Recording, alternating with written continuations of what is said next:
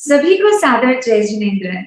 आज के हमारे स्पेशल सेशन वार्तालाप विद मुमुक्षु में आप सभी का स्वागत एवं अभिनंदन है। आज के हमारे मुमुक्षु है मुमुक्षु प्रियंका बहन। प्रियंका जी है हमारे होम टाउन चेन्नई से। प्रियंका जी, आपका तहे दिल से स्वागत है आज के हमारे सेशन में। प्रणाम। Before we begin with the session, कहते हैं एक फूल कभी दो बार नहीं खिलता, एक फूल कभी दो बार नहीं खिलता, मानव जन्म बार बार नहीं मिलता, मानव जन्म बार बार नहीं मिलता। यूं तो जन्म लेते हैं हजारों, यूं तो जन्म लेते हैं हजारों, लेकिन प्रभु का साथ हर व्यक्ति को नहीं मिलता। और उसी प्रभु के साथ को प्राप्त करने के लिए प्रभु की भक्ति में अपने आप को पूर्णतः रखने के लिए आगे जा रहे हैं मुमुक्षु प्रियंका जी अपने जीवन में। मुमुक्षु प्रियंका जी, आपसे सबसे पहले हम हमारे सभी दर्शक ये जानना चाहेंगे कि आप दीक्षा क्यों ले रहे हैं?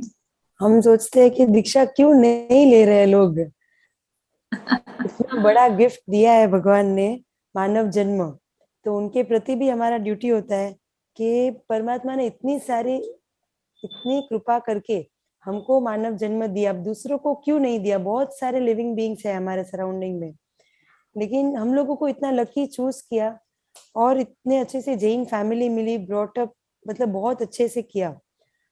तो हम लोग सोचते हैं कि सब कुछ है अवेलेबल, और फिर हम लोग अगर साधना नहीं करें, अपने परमात्मा की ओर नहीं बढ़े, तो उसका क्या मतलब।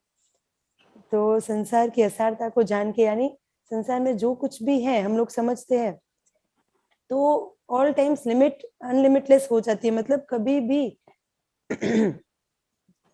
जितनी भी हमारी मतलब डिमांड्स होती है कभी भी पूरी हो ही नहीं पाती है। हम लोग सोचते हैं कि इस जगह पर सुख है, फाइनली ये डिमांड पूरी हो जाएगी, मेरी ये विश मेरी पूरी हो जाएगी, तो हम लोग फाइनली सुखी हो जाएंगे। लेकिन उसके बाद वो विश वजह से ही पूरी हो जाती है। जैसे 5,000 रुपीज मिलते ही 50,000 वी वांट, 50,000 मिलते ही वी वांट 5 करोड़। उस तरह से आराम से बहुत सारे विशेष एक एक पूरी हो जाती है और एक एक विश बढ़ती जाती है। हम लोग सुख के पीछे भागते जाते हैं, और ये एंडलेस प्रोसेस चलता ही रहता है। तो finally we came to an end के नहीं, विश हमारी ऐसी होनी चाहिए जिसके बाद और कोई विश, यानी डिजायर टू बी डिजायरलेस, वैसा कुछ होना चाहिए। तो बस समर्पण हो जाना है किसी एक को, और उसके बाद हमारी कोई विश होनी ही नहीं चाहिए। भगवान की विश सारी हमारी विश, यानी अगर हमारी गुरु की जो विश है वो हमारी विश, तो ऐसा अगर सोच ले तो परमानेंट सुखी शायद हम बन सकते हैं। तो इसी के पीछे हम लोग सोचते हैं कि दीक्षा ही सही मार्ग है। बहुत ही सुंदर प्रियंका जी, आपकी बातों से तो ऐसा लग रहा है विश्वास, विनय और समर्पण, इन तीनों का बहुत ही सुंदर सामंजस्य आपके जीवन में झलक रहा है। तो हमारे सभी दर्शकों से ये भी बताना चाहूंगी कि प्रियंका जी अकेले ही संयम मार्ग पर आरूढ़ नहीं हो रहे, उनके साथ में उनके दो सिस्टर्स, और एक तो उनकी ओन सिस्टर, और उसी के साथ में उनकी चाचा की बहन, चाचा की बेटी जो उन्हीं के साथ रहती हैं, तो वो उन दोनों को भी अपने साथ लेकर जा रहे हैं। ये तो और सोने पे सुहागा हो गया कि जो मार्ग आपने चुना, आपने अपने बहनों को भी उसमें साथ में लेकर जाने का निश्चय किया।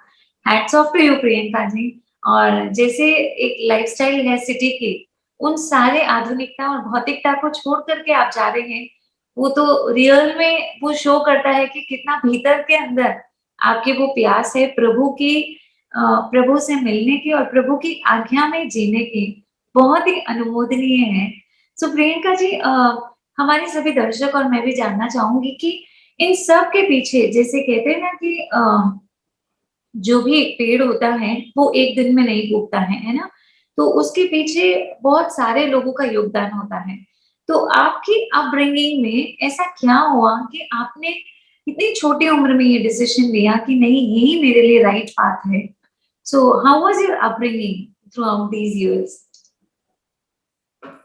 स्टार्टिंग में हम लोग सब जॉइंट फैमिली में रहते हैं, तो बस एक रूल था। पहले सब दादी के टाइम में सब कुछ नॉर्मल जैसे था, ठीक है, बस मंदिर जाना और आके बाकी नॉर्मल लाइफ जीते थे। उसके बाद जब मम्मी ने हमको धीरे धीरे सिखाना शुरू किया कि मंदिर परमात्मा को मिलने के लिए सबसे पहले जाना, आंखें खोलते ही दर्शन होना चाहिए हमको परमात्मा की, हम लोग वीर की संतान है। तो स्टार्टिंग ठीक है, मम्मी ने बोला है इसके लिए मंदिर जाते थे, देन शी सेड बस पूजा करना है, दर्शन भी करना है, अष्टप्रकारी पूजा करना है, यही हमारे जीवन में सबसे स्टार्टिंग में, यानी मॉर्निंग हमारा बेड टी नहीं होना चाहिए, भगवान के दर्शन और भगवान की पूजा होनी चाहिए, तो जिससे हमारा जीवन यानी पूरा डे अच्छे से गुजर सकता है। तो मम्मी ने स्टार्टिंग से ऐसे संस्कार दिए, और हम लोगों को जो बेसिक चीज होती है, मतलब यानी जमीन कंद हो, ये सब हम लोगों को कभी दिखाए भी नहीं, और ना कभी खाने के लिए, खाने की तो बहुत दूर की बात है कि हम लोगों की ये खाने की चीज है ही नहीं। यहाँ तक कि चाय के लिए भी ऐसे बोलते थे कि चाय भी हमारे लिए पीने जैसी नहीं है, यानी एक छोटा सा नशा भी पसंद नहीं करते थे कि हम उनके बच्चों को लगे, तो बाकी नशे तो कुछ भी नहीं है। तो स्टार्टिंग से मम्मी की विश हम लोगों को, मम्मी ने ऐसे नहीं बोला कि आपको दीक्षा लेनी है, लेकिन संस्कार पूरे वैसे ही दिए कि आप इजीली दीक्षा के लिए भाव हो जाए करके। तो मम्मी हमेशा ऐसे से सिखाती थी, धीरे धीरे सब कुछ, के पाठशाला भी आपको जाना चाहिए, बस एडवाइस करते थे, तो इसीलिए बस मम्मी ने बोला है हम लोग चले जाते हैं। तो पाठशाला गए, पाठशाला के फिर दान की पद्धति, जैसे दादाजी अच्छे से मतलब बहुत बड़ा दिल था दादाजी का, तो जितना होता था उतना दान सब होता था। उसके बाद पापा ने धीरे धीरे शुरू किया, और उससे हम लोग भी सीखते हैं कि पापा इतने व्यावच किसके लिए कर रहे हैं, मतलब बिजनेस भी होता है लेकिन उसके बावजूद भी सोशल सर्विस के लिए इतना टाइम देना। तो वो पापा ने शुरू किया, हम लोग देखते थे। तो साधु साध्वी के लिए हम लोग, मतलब श्रावक श्राविका बोले जाते हैं कि उनके माता पिता है, तो उनकी व्यावच रियल में करना, खाली गोचरी होना ना, उसके अलावा भी बहुत सारी जरूरतें होती है, या हमारी ड्यूटीज होती है, उनकी जरूरत हो या ना हो, हमारी ड्यूटी होती है, और हमारा पुण्य जिसमें एक्सट्रीमली बंद होता है, तो साधु साध्वी का व्यावच होता है। तो पापा ने वो शुरू किया, हम लोग देखते थे, पापा किसी को कुछ बोलते नहीं थे, हम लोग सिर्फ देखते थे, जितना हमने देखा उतना हमने जाना। तो पापा करते थे, हमने देखा हमने कि कुछ भी जरूरत हो, पापा या साधु साध्वी जी महाराज साहब को दवाई की हो या कोई भी और भी जो भी नीड हो, वो सब पापा देखते थे, उनको उनको पूरी करते थे। और उसके बाद जहां पर भी जरूरत होती है, साधर्मिक भक्ति हो, यथाशक्ति जितनी भी हो सकती है उतना मदद करने की कोशिश करते हैं, सब फ्रेंड्स की हेल्प से हो। तो उसके हिसाब से हम लोगों ने भी देखा, हम लोगों को पाठशाला में ज्वाइन करवाया। और गुरुजी जो हमारे थे वो सिर्फ पढ़ाने के लिए, बहुत लकी है हम लोग कि हम लोग जिस चेन्नई की सावकारपेट यानी श्री वर्धमान जैन तत्व ज्ञान केंद्र, जिस पाठशाला से हम लोग पढ़ाई की, इतने लकी हम लोग मानते हैं कि शायद साहिब जी के पास रह के हम लोगों को वैराग्य हुआ नहीं हुआ, लेकिन सबसे पहले वैराग्य का बीज हम लोगों को हमारे गुरुजी उर्मिला बहन जी के द्वारा हमको मिला, हमारे अंदर पड़ा बीज उनका उसका। तो सब उनके कारण, उनकी पढ़ाई के कारण, उन्होंने सिर्फ पढ़ाने के लिए नहीं, लेकिन एक लड़की बड़ी होके सही मार्ग पर जाए और पूरे जैन धर्म के यानी शासन की प्रभाव ना करे, उतना हम लोगों को रेडी किया। तो इस हिसाब से हम लोगों को वैराग्य भी हुआ, और उनकी पढ़ाई से इजीली हम लोग तैयार हुए दीक्षा लेने की। Very nice, that's really wonderful. So हमारे दर्शकों को बताना चाहूंगी, Priyanka ji is very very blessed. आपके मम्मी का नाम है लीला देवी जी और पापा का नाम है रमेश जी जैन।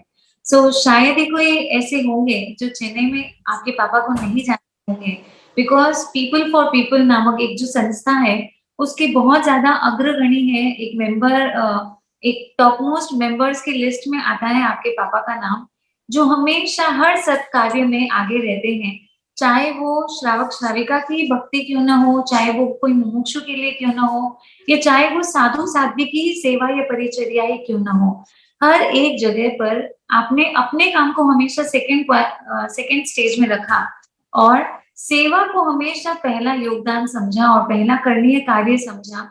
ऐसे ही वंडरफुल और इतने ही अच्छे पिता की पुत्री है, तो फिर ऑब्वियसली आप सबके अंदर तो वो गुण आना बहुत स्वाभाविक है Priyanka ji. And I think you are really blessed कि आपके मम्मी पापा ही इतने अच्छे हैं और आपका पूरा परिवार एक जॉइंट फैमिली है।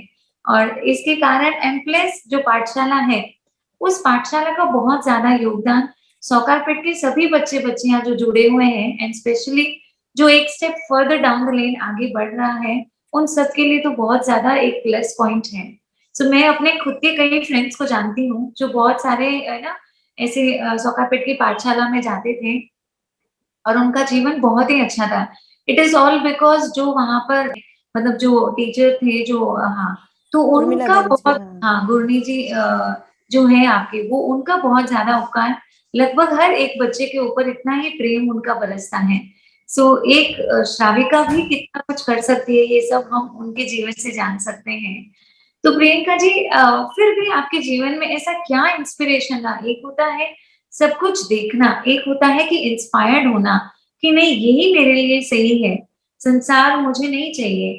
तो उसके लिए क्या इंस्पिरेशन रही आपके जीवन में? एंड प्लस आपकी खुद के 2 सिस्टर्स और मतलब टोटल 5 ओन सिस्टर्स हैं आप, 2 बड़ी सिस्टर्स आपकी दीक्षित हैं, जिनके लगभग 8 से 10 वर्ष की दीक्षा पतियाई भी हैं। तो क्या रहा और किसका सबसे ज़्यादा इंस्पिरेशन आपके जीवन में रहा? सबसे फर्स्ट तो कभी भी याद करेंगे तो मम्मी पापा को याद करेंगे।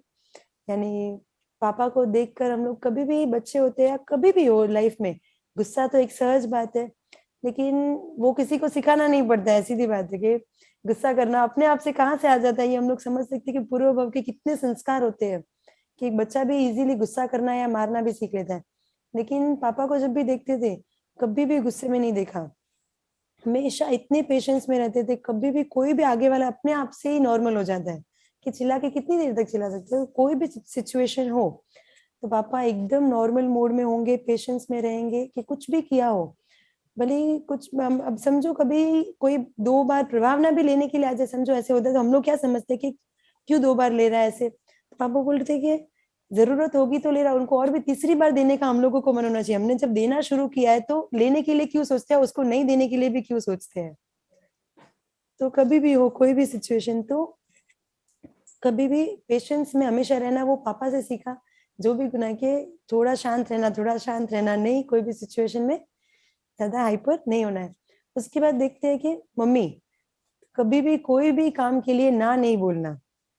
तो ऐसे करके करके हम लोगों को हर एक सिचुएशन, मतलब हर एक सीख या बोलो संस्कार बोलो, तो मम्मी पापा से फिर मिलती है। हम लोग फिर नवानू के लिए गए। उसके बाद परमात्मा से जितना प्रेम होता है मतलब नवानू में, तो हम लोग रेगुलर तो ऊपर चढ़ते हैं नीचे उतरते हैं, क्रिया पूरी करनी है, यात्रा पूरी करनी है। लेकिन जब भगवान के सामने बैठते हैं तब बस ऐसे बोलते हैं कि बस देखते रहो उनको। एक्चुअल में जब नजदीक जाते हैं ना, तब रियल में ऐसे फीलिंग होता है कि नहीं, परमात्मा जैसा बनना है और हम लोगों में इतनी ताकत है। उस टाइम रियलाइज होता है हम लोगों की कोई ताकत नहीं है कि हम लोग इतनी सारी नवानु, मतलब इतनी सारी यात्रा, एक दिन में 3 यात्रा वो भूखे पेट कर ले करके, तो इतनी सारी शक्ति हम लोगों को पता चलती है। तो परमात्मा ने रियल हम लोगों को बताते हैं कि इतनी शक्ति, अनंत शक्ति हमारे अंदर है। वो रियलाइजेशन वहां पर होता है। उसके बाद हम लोगों को उपदान करने का मौका मिला, तो उसमें भी हम लोगों को सिखाया गया कि ठीक है, आपके अंदर भी उतनी ताकत है कि आप कर सकते हो। नहीं तो अठम के अंदर 100 खमास ने देना, दूसरे दिन भी 100 खमास ने देना, तीसरे दिन भी 100 खमास हमने देना। और उसके बाद साहिब जी बोलते हैं कि आपको एक स्तवन का एलोब्रेशन यानी स्तवन का विवेचन करना है। अरे आई डोंट नो, स्तवन का विवेचन मैं कैसे कर सकती हूँ, थोड़ी कोई कवित्री तो है नहीं हम के राइटर, तो नहीं आपको करना तो है ही। फिर हमने देखा कि नहीं, साहिब जी जो बोलते हैं वो हम कर सकते हैं। 2 दिन मना बोला मैंने, तीसरे दिन वापस से बोला कि आपको करना तो है ही। या फिर मैंने लिखा और साहिब जी ने बोला इतना अच्छा लिख सकते हो आप। तो परमात्मा से प्रेम तब होता है। तो उसमें हम लोगों को उपदान में परमात्मा से प्रीति हुई, नवानु में परमात्मा से प्रीति हुई, और फिर लगता है कि नहीं साधु जीवन हम जी सकते हैं। और दीदी मार साहब को देखते हैं तो इतने अच्छे से लाइफ, इतनी खुशी वाली लाइफ जो जी सकते हैं, बिना कोई कंप्लेंट्स के, बिना कोई डिमांड किया। नहीं कुछ मिला तो भी ठीक है, कुछ नहीं भी मिला तो भी ठीक है। तो इतनी समता से अगर कोई लाइफ जी सकते हैं, तो हम लोग सोचते हैं कि कोई बोले या नहीं बोले दीक्षा लेने के लिए, लेकिन मुझे दीक्षा तो लेनी ही है। मतलब मुझसे हो या नहीं हो, दीक्षा लेनी है और ये जीवन मुझे जीना है। बहुत ही ऐसे सुंदर। I decided. मतलब ये बहुत अच्छी चीज है कि छोटी छोटी क्रियाएं, ये छोटे छोटे जो कार्यक्रम होते हैं, इनके द्वारा बहुत नजदीकी बन जाती है प्रभु के साथ, प्रभु के पास रहने की। कि उपध्यान तप, 99 यात्रा, ये सारे जो उपक्रम है, मतलब ये सब जल्दी से कनेक्ट करते हैं। और कहीं ना कहीं ऐसे जो भव्य आत्मा है, जैसे आप सबके जैसी आत्माएं हैं, तो ऐसे उपक्रम में जुड़ते ही अपने अंदर वो एक एनलाइटमेंट हो जाता है कि yes, this is the right path. And I think वही हुआ है आपके जीवन में भी, जिसके द्वारा आपने इस सही राह, उत्कृष्ट मार्ग को आपने चुना है। सो बहुत ही अनमोल ना प्रियंका जी। सो प्रियंका जी, हर एक व्यक्ति का अपनी लाइफ में एक गोल होता है कि जैसे आप दीक्षा ले रहे हैं, तो कुछ ना कुछ आपके मन में भी कुछ ड्रीम्स रही होगी आपके जीवन में कि एटलीस्ट दीक्षा लेने के पहले मुझे एक वर्ल्ड टूर तो करना ही चाहिए, या और कोई ऐसी कोई जगह है जहाँ पर है ना, जो पूरी ज़िंदगी एक विश होती है कि मुझे मरने के पहले एटलीस्ट एक बार तो वो चीज़ फुलफिल करनी है। सो ऐसी कोई ऐसी कोई चीज़ है आपके जीवन में जो आप हम सभी के साथ शेयर करना चाहते हैं? मैंने जब से मतलब गुरु जी को देखा, यानी जो भी जिसको मैंने मन से गुरु माना, बस उस टाइम पे सोच लेता उनकी जो विश है वो मेरी विश है। तो उसके बाद मेरी सारी विश मुझे याद ही नहीं आती है। तो हुआ ऐसे कि गुरु मतलब गुरु महाराज जाके आए, हिमालय गए। तो उसके बाद हमने सोचा कि हिमालय मुझे जाना है, बस कुछ भी हो जाए। तो मम्मी बोल रहे हैं कि नहीं, फॉरेन टूर करो आप, उसके बाद तो हिमालय तो फिर भी वीआर करके भी यू कैन गो। तो बोले नहीं, मुझे बाहर नहीं देखना है, मतलब दूसरी दुनिया नहीं देखनी है, मुझे अपना भारत देश देखना है सबसे पहले। तो उसके बाद पता नहीं मैं वहां जा पाएंगे या नहीं जा पाएंगे। I decided to go Himalaya.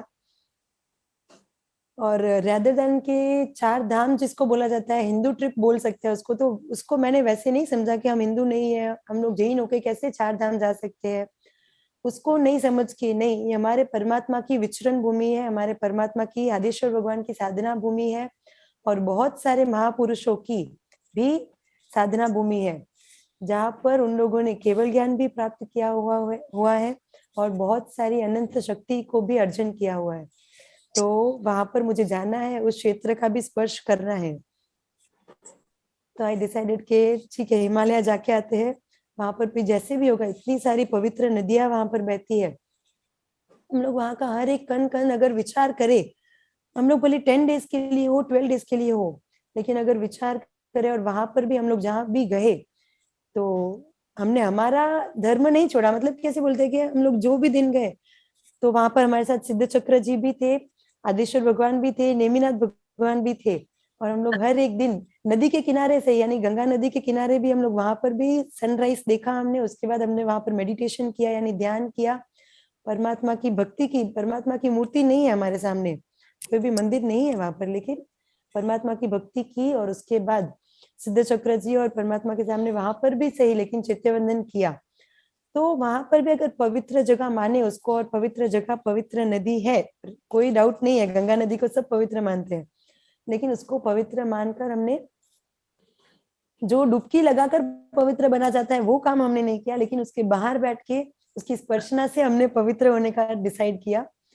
तो वहां पर हमने भक्ति की, और जितनी भी नदियां, यानी पूरा गोल क्या था हमारा, हम लोग जैसे बोलते हैं कि पावन नदियों ना पानी देवो लाव्या, तो जो परमात्मा के अभिषेक के लिए मेरू पर्वत पर अलग अलग नदियों से अभिषेक के लिए नदी का पानी लाया जाता है, तो हम क्यों ना कोशिश करें कि हिमालय की नदियों नदियों का पानी लेके आए। तो हमने हमने हमारी दीक्षा के लिए, मतलब जितने भी हिमालय की नदियां हैं जहाँ पर भी हम लोग पहुंच सके, बहुत सारी नदियां बहती है, मतलब वहां पर अनलिमिटेड बोल सकते हैं, मतलब काउंट नहीं कर सके, इतनी सारी नदियां के झरने वहां पर बह सकते हैं। तो देख के इतना आनंद आता था कि इतने सारे परमात्मा यहाँ पर विचरण की, एक एक जगह पर एक एक पत्थर हो, मिट्टी की जगह हो, और सारी मिट्टी वहां पर चमकती है। कोई भी मिट्टी नॉर्मल तो है ही नहीं। तो एक वो मतलब दुनिया से बाहर है, वो एक हिमालय की जो जगह है, इस दुनिया में तो थे ही नहीं हम लोग उस 10 डेज के लिए। तो सारी नदियों का पानी हमने कोशिश किया कि थोड़ा थोड़ा हम लोग लेके आए, और परमात्मा के अभिषेक के लिए शायद वो विचार हमारे अंदर, यानी वो भाव हमारे अंदर भी वैसा आए कि हमने उत्कृष्ट रीते परमात्मा का अभिषेक करने की कोशिश हमने की। तो पर वो नदियों को हमने पावन पवित्र समझकर, वो जगह को पवित्र समझकर हमने वहां का ट्रिप, यानी वहां की यात्रा हमने की, बहुत अच्छे से पूर्ण भी हुई। ये तो मतलब बहुत ही अमेजिंग आपने बताया प्रियंका जी, क्योंकि जनरली हमने भी इतने इंटरव्यूज लिए हैं तो सबकी अलग अलग ख्वाहिशें होती है, पर आई डोंट थिंक सो कि किसी ने भी ऐसी एक बात बताई होगी। बहुत ही अपूर्व बात आपने बताई कि हमारे प्रथम तीर्थंकर आदिनाथ भगवान की विचरण भूमि एवं उन्हीं के साथ जितने भी दीक्षित थे उन सब की वो विचरण स्थल रहा, विचरण भूमि रही। और उसके साथ में आपने हर एक नदी, मतलब जैसे आप बता रहे थे कि हर एक पड़ाव पर एक 5 किलोमीटर्स ये पर एटलीस्ट आती है, हाँ। हाँ, थोड़ी दूरी पर ही नदी, और हर नदी में आप साधना कर रहे हैं, वहां पर आपने 2 आवर्स की अगर जर्नी करते हैं ना, तो उसके अंदर हाँ 40 मतलब 40 झरने, मैंने एक बार ऐसे ही डिसाइड किया कि हम लोग झरने काउंट तो करें कितने आ रहे हैं।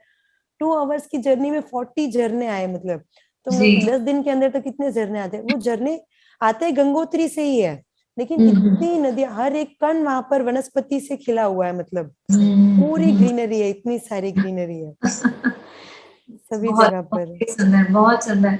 तो वैसे तो कहते हैं कि हर एक स्थान से, हर एक बिंदु से भी अनंत जीवात्मा मोक्ष गई है, लेकिन सिंस वो हमारे परमात्मा यानी आदिनाथ भगवान का विचरण स्थल रहा है, प्रथम तीर्थंकर का विचरण स्थल रहा है, सो इसीलिए आपके सभी के जीवन में वो एक भावना थी कि आप लोग सब जाकर के एक बार वहाँ। हाँ एक्चुअली ऐसे जी बोला भी जाता है कि अष्टापद तीर्थ वहां पर होने की शायद शक्यता या मान्यता ऐसे थोड़ी बहुत है। जी। तो आई थॉट कि अगर हो या ना हो, अभी तो लुप्त है, मतलब दिखता नहीं है अष्टापद तीर्थ, पता नहीं कहाँ पर है, हम लोग वहां पर नहीं जा सकते हैं। तो क्यों ना अष्टापद तीर्थ को मन में रखकर सोचे कि नहीं वहां पर जाए, शायद अष्टापद तीर्थ समझकर, आदिशक्ति भगवान के निर्वाण भूमि समझकर हम लोग वहां पर विचरण करने के लिए, यानी वहां पर विचरण नहीं, सॉरी, वहां पर देखने के लिए गए थे। वाह! तो भक्ति और समर्पण का बेजोड़ संगम आपके जीवन में देखने को मिल रहा है प्रियंका जी। तो प्रियंका जी, ऐसा कोई चमत्कार हुआ क्या वहां पर जब आप गए? एनीथिंग एज सच जो आपने एक्सपीरियंस किया वहां की उस 10 डेज की जर्नी में? एक्सपीरियंस बहुत सारे न्यू थे, हर एक दिन ऐसे लगता था कि आज वापस घर आएंगे या नहीं आएंगे, क्योंकि अच्छा। उत्तराखंड जिसको बोलते थे, जैसे हर जगह पर अगर नदी आपको देखनी है तो ऊपर से दिखेगी, लेकिन अगर आपको स्पर्श करनी है यानी नदी को टच करना है तो आपको नीचे उतरना पड़ेगा, यानी 10 फ्लोर्स जितना बोले या फिर 300 सीढ़ी बोले, मिनिमम एक नदी को अगर देखना जाना है पास में उसके, तो 300 स्टेप्स हमको नीचे उतरना है मिनिमम। और वहां पर हम लोग वहां पर बैठ सकते हैं, उसको निहार सकते हैं, उसको बहते हुए इजीली अच्छे से देख सकते हैं। तो एक बार जैसे कि हर एक नदी के पास हम लोग, पिंडारका नदी हो, यमुना नदी हो, गंगा नदी हो, विष्णु प्रयाग हो, ऐसे धौली गंगा, इस तरह से बहुत सारी नदी थी। तो एक बार विष्णु प्रयाग और धौली गंगा का संगम था, यानी व्हाइट नदी और ब्लैक नदी जैसे बोला जाता है, वो ब्लैक नहीं है, मिट्टी ब्लैक होने के कारण से वो पानी थोड़ा सा ब्लैक हो चुका है। तो उस नदी के किनारे भी हम लोगों का डिसाइडेड था कि हम लोग लेके जाएंगे बॉटल और पानी भर के लेके आएंगे। तो जैसे ही उस रास्ते पर गए, पहले तो ऐसे डिसाइडेड था कि हम लोग चल के ही जाएंगे, उस रास्ते पर 2 किलोमीटर है, फिर भी आई डिसाइडेड कि जंगल के रास्ते भी मैं चल के जाऊंगी, आई वांट एडवेंचरस टू जाना है करके बिकम। तो वहां पर वो रास्ता बोला उन आंटी की ने, ब्रिज टूट चुका है। तो ठीक है, हम लोग गाड़ी में जाते हैं, 15 किलोमीटर गाड़ी में गए, और फिर नीचे उतरने के लिए वहां पर भी जगह नहीं था, वो वहां तक टूटा हुआ था, मतलब जाने का रास्ता था ही नहीं। तो फिर थोड़ा तो नीचे उतरे, सीढ़ी जहां पर खत्म होती है वहां से अभी नदी और भी बहुत नीचे है, तो कोई चांस नहीं है नीचे जाने का। अब नीचे जाए कैसे, एकदम मतलब गिर सकते हैं वैसा था ऑप्शन। तो अभी देखा मैंने, अब नीचे तो जाना है, पीछे तो देख नहीं सकती, सब पीछे बोल रहे कि अभी नहीं जाना, इस नदी को छोड़, बहुत सारी नदी ऑलरेडी स्पर्श कर चुके हैं, यानी हम लोग वहां पर देख चुके हैं, एक नदी नहीं भी जाएंगे तो कोई फर्क नहीं पड़ेगा। बोले पीछे देखूंगी तो सब डिमोटिवेट करेंगे, और मुझे जाना है ही नहीं। तो नीचे उतरे, धीरे धीरे धीरे नीचे कैसे भी करके उतर गए, और उसके बाद पानी लिया, और जब ऊपर चढ़ना है, तो जब पैर ऊपर जा रहे हैं वापस नीचे फिसल रहे, थोड़ा ऊपर जा रहे वापस नीचे, अभी थोड़ा एक्स्ट्रा फिसले तो पता नहीं क्या हो सकता है।